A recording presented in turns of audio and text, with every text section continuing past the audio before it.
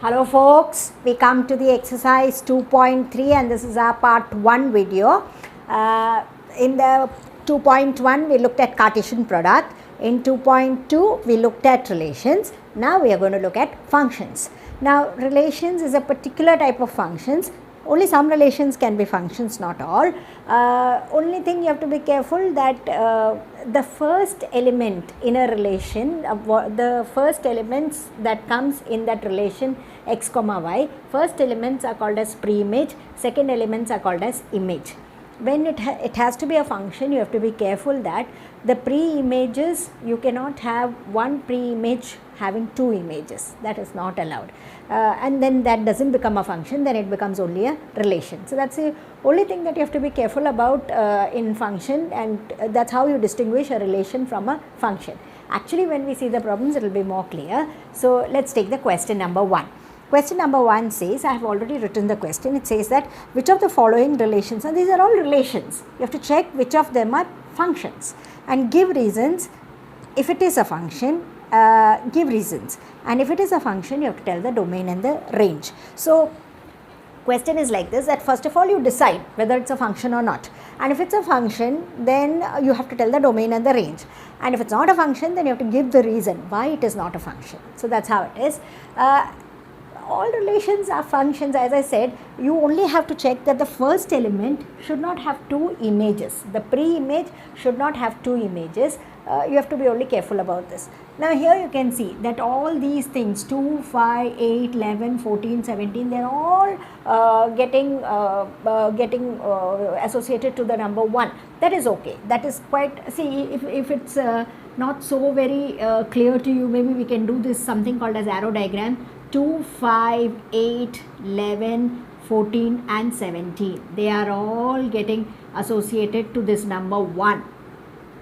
And that's okay. That's how it becomes a function. That's very much allowed in a function. And now there is absolutely no hassle about this. It is a function. They have asked whether it's a function or not. Yes, it is a function. And then if at all it's a function, then you have to tell what's the domain and the range. Very easy. Yesterday itself we learned that all the first elements will go into the domain, all the second elements will go into the range. So very easy to write the domain and the range. Let's write the domain. The domain is 2, 5, 8, 11, 14, 17. And how about the range? Range is the single element 1, because everything is getting associated to this number 1. So that is about the domain and the range. Pretty easy.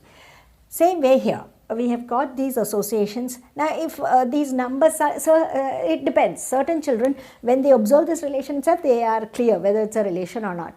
Certain children, maybe it sounds so very clear, then you can go in for this arrow diagram. Once you see the arrow diagram, it will become clear. So for those for whom it is clear, actually it's a function. Yes, there's no problem with it. Everything is perfectly fine. So it is a function. But if you feel, no, I'm not so sure about it, then let's draw the arrow diagram. Here to get ourselves confirmed, let's have the arrow diagram drawn. What do we have here? We have 2, we have 4, we have 6, we have 8, we have 10, we have 12, and we also have 14. And all these are getting associated to 1, 2, 3, 4, 5, 6 and 7. So 2 goes to 1, 4 goes to 2, 6 goes to 3, 8 goes to 4, 10 is associated to 5, 12 to 6 and 14 to 7. So there's no problem. Right, so this is there's absolutely no problem. Yes, it's a function, and once it's a function, automatically we have to write the domain and the range. So domain for us, it's 2, 4, 6, 8, 10, 12 and 14. And then what is our range? Range for us, it's 1, 2, 3, 4, 5, 6 and 7. That's about it. Now the next example, 1, 3, 1, 5, 2, 5. This is not a function. Why? Because this number 1, which is a pre-image, has an image 3. That same number has got an image 5. We don't allow that. First element having two images, we don't allow it in a function. It can only be a relation, it cannot be a function. So this is not a function. Now for people whom it's not so very clear, what we will do is, no, if it's not so very clear, let's draw an arrow diagram and let's get it clear. Here we have 1 and 2. And here we have 3 and 5. First time 1 is getting associated with 3, then 1 is getting associated to 5, then 2 is getting associated to 5. Now 1 is going to 5 and 2 is going to 5, 2 elements on this side, that's allowed, that's okay. But this one, this kind of an arrow going, we will not allow. Okay, this kind of an arrow we will allow.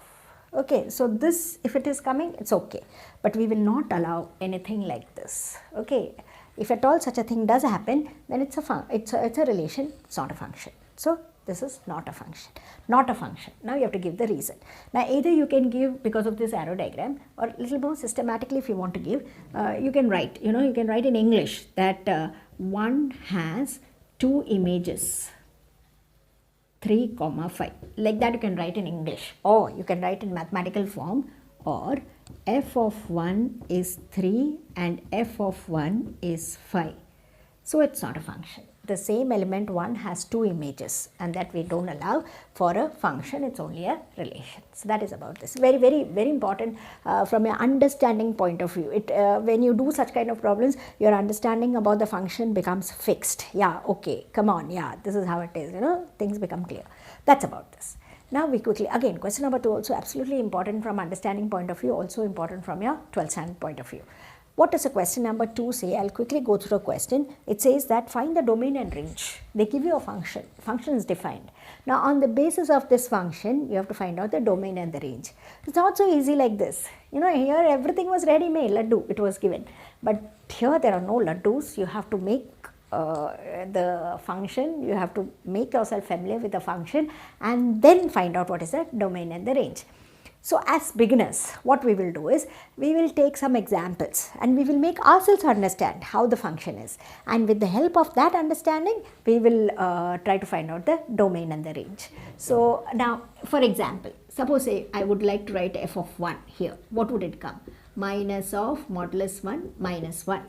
Same way, what would be f of minus 1? Minus 1 modulus of minus 1, which is 1, again minus 1 only. What is f of 0? It would be coming to minus 0, not there, 0. Suppose if I have f of 10, what will it come to? Minus 10, very clear. Suppose if I have f of minus 200, what will it come to? Minus of modulus minus 200, which is 200, finally minus 200. Now, like that you can find out a group of values, to make yourself clear about the function. It is very clear that no matter what value you take over here, you are going to get a negative value on this side. That is what we understand. So this will help us to decide the domain and the range of the function. Now, when we are looking over here, on the basis of the observation itself, you can predict your domain and the range. Domain means what all x values can you take, which values of x you cannot take, which values of x you can take to get a proper answer.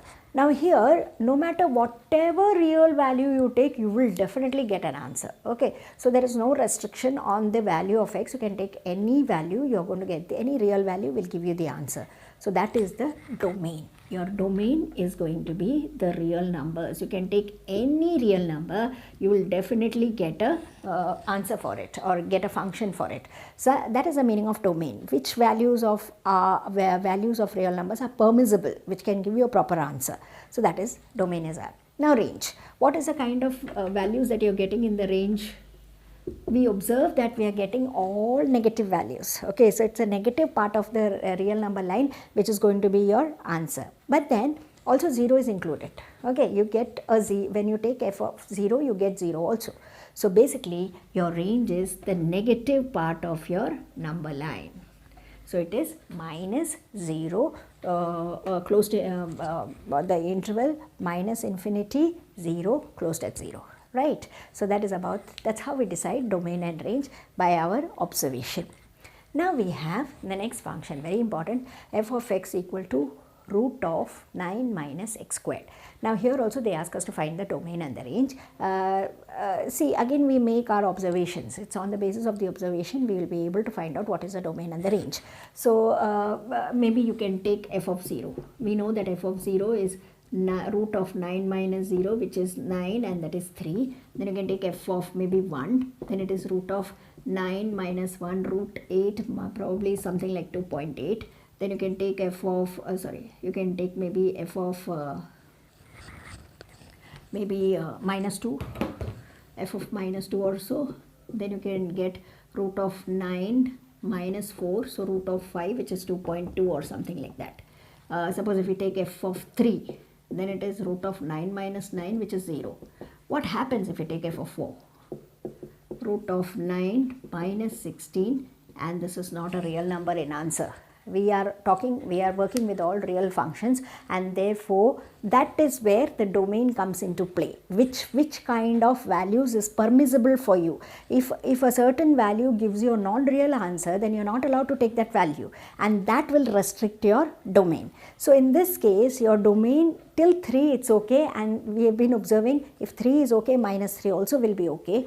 But the moment you go out of 3, then the values will create trouble, and you will not be able to have your domain like that. So therefore here your domain is coming to be all the values. You can take 3 and minus 3 also, all the values between 3 and minus 3. You can take all real values between 3 and minus 3, the function will be defined there. But the moment you go outside 3 and minus 3, it's going to create you trouble. So that is why you are going to take domain like this. How about the range? Look at the values. How do you get the range over here? What are the values that you're getting? They are all positive values that you're getting, 0 is included. And till where do we have it? We have the values ranging between 0 and 3. We are getting it merely by observation. So it is, the range is between 0 and 3.